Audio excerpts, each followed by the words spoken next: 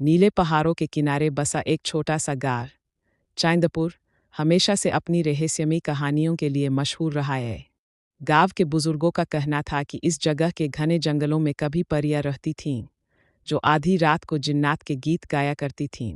लेकिन महरीन, जो 25 साल की अविवाहित लड़की थी, इन कहानियों पर कभी विश्वास नहीं करती थी। वह अपने बीमार पिता की देखभाल करती थी, खेतों में काम करती और शाम को अकेले नदी किनारे बैठकर तारों को निहारा करती थी। महरीन के घर के पीछे एक पुराना नाशपाती का पेड़ था, जिसके बारे में कहा जाता था कि वहाँ एक जिन्न रहता है। गाँव वाले उस पेड़ के पास जाते समय अपने चेहरे पर कपड़ा बांध लेते थे, लेकिन महरीन अक्सर वहीं बैठकर किताबें पढ़ती थी।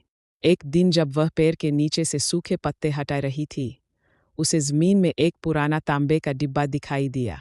जैसे ही उसने वह डिब्बा खोला, उसके हाथ से एक पीला कागज़ गिरा, जिस पर अजीब सी निशानियां बनी थीं। उसी शाम गाँव में पहली बार बारिश हुई। बारिश की बूंदें महरीन की खिड़की से टकरा रही थीं। उसे महसूस हुआ जैसे कोई उसे देख रहा हो। पेड़ के नीचे एक लंबा आदमी पेड़ के नीचे खड़ा था, जिसके कपड़े पुराने जमाने के थे और जिसकी आंखें चांद की तरह चमक रही थीं। जब उस आदमी ने मुस्कुराया, तो महरीन का चेहरा लाल हो गया। उसकी सांसें थम गईं। जब उसने यह देखा, तो वह आदमी हवा में गायब हो गया। अगले दिन महरीन ने वह पुराना कागज़ गाँव के सबसे बुजुर्ग इंसान हकीम बाबा को दिखाया। बूढ़े आदमी ने आंखें खोली और कहा, बेटा, यह जिन्न की भाषा है। ऐसा कहा जाता है कि इस पेड़ के नीचे एक आदमी दफन है, जो 100 साल पहले एक औरत के प्यार में मारा गया था। वह हर बारिश वाली रात फिर से जिंदा हो जाता है।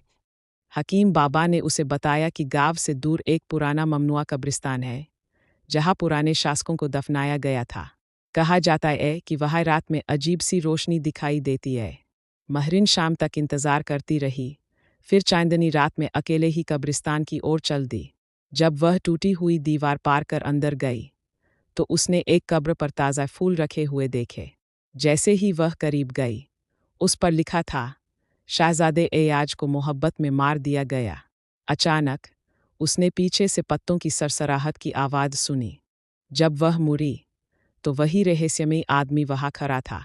उसने उससे पूछा, तुम यहाँ क्यों आई हो? महरीन ने जवाब दिया, मैं तुम्हारी कहानी जानना चाहती हूँ। पूरी कहानी। शहजादे ने बताया कि जिस लड़की से वह प्यार करता था उसका नाम नूरजहाँ था। वह एक गरीब किसान की बेटी थी। जब शहजादे ने बताया कि वह उससे शादी करना चाहता है, तो उसके मंत्री साजिश रचकर नूरजहाँ को मार दिया। गम में डूबा शहजादे ने भी खुदकुशी कर ली। महरीन ने रोते हुए पूछा, लेकिन तुम अभी भी यहाँ क्यों हो? शहजादे ने एक पुरानी माला निकाली, जो बिल्कुल महरीन की गर्दन पर पहनी माला जैसी थी। क्योंकि तुम नूरजहाँ हो, तुम्हारी आत्मा वापस आ गई है।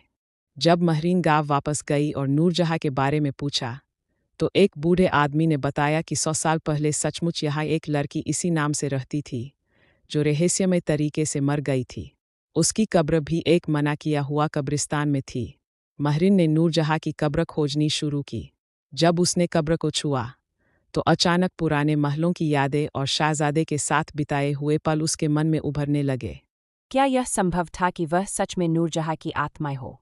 शहजादे ने उसे बताया कि उसके साथियों मंत्रियों ने उस पर एक श्राप लगा दिया था कि वह 100 साल बाद ही बारिश की रात में जीवित हो सकेगी। इस श्राप को तोड़ने का केवल एक ही तरीका था, अगर नूरजहाँ की आत्मा पुनर्जन्म ले सके और अपनी असली पहचान वापस पा सके। महरीन ने पूछा, अगर मैं सच में नूरजहाँ हूँ, तो फिर क्या होगा? शहजादे ने उसके हाथ चूमते हुए कहा, तब हम हमेशा के लिए आज़ाद हो जाएंगे। अगली बारिश की रात महरीन को यह फैसला करना था कि अगर वह अपने अतीत को स्वीकार करती है, तो शहजादे की आत्मा को शांति मिलेगी। लेकिन इसका मतलब यह भी था कि उसे अपनी वर्तमान जिंदगी से विदा लेना होगा। जब बारिश शुरू हुई, महरीन कब्रिस्तान पहुंची। शहजादा उसका इंतजार कर रहा था। वह उसकी ओर बढ़ा और बोला, तुम्हारा फैसला। महरीन ने गहरी सांस ली और कहा, मैं तैयार हूँ। बारिश की बूंदों के नीचे महरीन ने अपनी आंखें बंद कर लीं। शहजादा एयाज ने उसके हाथ थाम लिए। अचानक महरीन के शरीर से सुनहरी रोशनी निकलने लगी। पुरानी यादें उसके ज़हन में घूमने लगीं। वो बाग में दौड़ रही थी, या नदी के किनारे शहजादे के साथ बैठी थी। मुझे याद है। मेहरीन के होठों पर एक रहस्यमयी मुस्कान उभरी। उसकी आंखों में एक अजीब सी चमक थी जो पहले कभी नहीं देखी गई थी। शहजादे के चेहरे पर खुशी छलक रही थी। क्या तुम्हें सब कुछ याद आ गया? उसने पूछा। मेहरीन ने सिर हिलाया।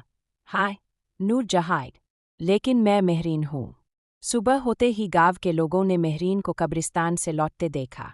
उसके कपड़े पूरी तरह भीगे हुए थे और उसके चेहरे पर एक रहस्यमयी रोशनी थी। गांव के बुजुर्गों ने घबराकर चिल्लाया, यह वही लड़की है जो जिन्नों के साथ रहती है। लोग मेहरीन के घर के चारों ओर जमा हो गए। हमें इसे गांव से निकालना होगा, एक आदमी ने लालची आंखों से कहा। इसके पिता ने हमेशा अजीब बातें की हैं। तभी मेहरीन का बीमार पिता दरवाजे पर आया और बोला, तुम सब जानते हो कि यह सब मेरे परिवार के साथ क्यों हो रहा है। तुम इस सच्चाई से डरते हो कि एक दिन सब कुछ उजागर हो जाएगा। उस रात मेहरीन के पिता ने उसे एक डरावनी कहानी सुनाई।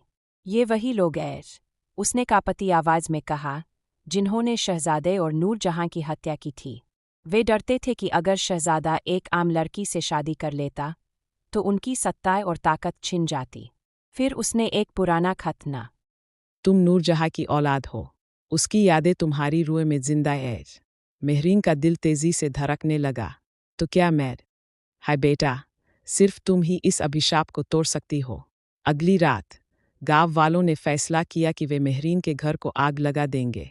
जब वे मशाले लेकर आए, अचानक आसमान पर बादल छा गए थे। बारिश होने लगी।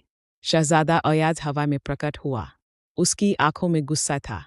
जो तुम सब ने किया है उसका बदला लिया जाएगा। नहीं, नहीं, बदला नहीं चाहिए। बस हमें आज़ाद कर दो। बारिश में मेहरीन और राजकुमार का शरीर प्रकाश की तरह आसमान में उठने लगा। गांव वाले डर से कांप उठे। अगली सुबह जब बारिश थमी तो गांव वालों ने नाशपाती के पेड़ के नीचे 2 नई कब्रें देखीं। सभी की निगाहें उठ गईं। एक बूढ़े आदमी ने कांपती आवाज में कहा, ये वही कब्रें हैं जो 100 साल पहले नष्ट हो गई थीं।